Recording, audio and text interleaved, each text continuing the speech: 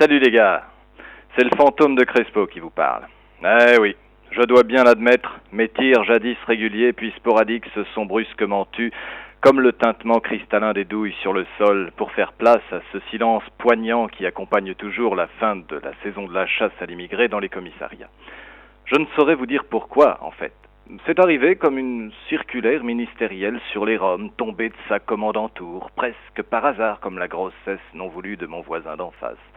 C'est arrivé au petit déjeuner, entre une rasade de Bavaria et une inhalation de chanvre asiatique sur un joint trop chargé, mais on n'est jamais trop chargé quand on s'appelle Crespo, et ce n'est pas la CIA qui dira le contraire.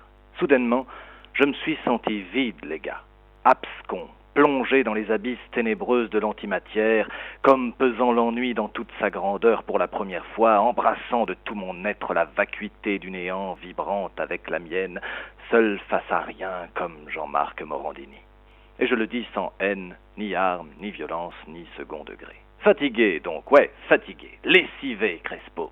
Plutôt, ouais, rincé, comme l'homme d'État qui sort des putes et pense avec tendresse et compassion à son épouse aimante et ses deux beaux lardons, bénissez-les, Seigneur, bien parti pour grossir les rangs infâmes et grouinants des racistes de la France BCBG, blanche, catholique et bien gauloise.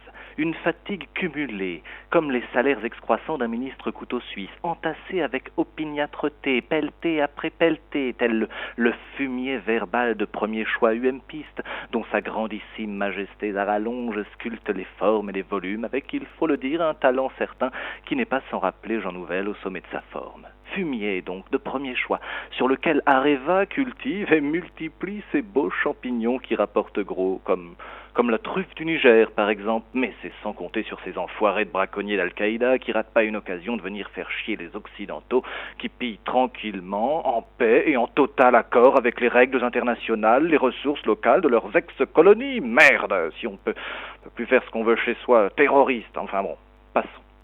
Je ne suis pas payé pour emmerder que le MEDEF, et d'ailleurs, je ne suis pas payé du tout. Alors envoyez vos dons et merci pour l'artiste. Crespo, disais-je, cessez de m'interrompre, c'est agaçant à la fin. Ne répondez plus, comme le vol 11 d'American Airlines un beau matin de septembre vers 8h14.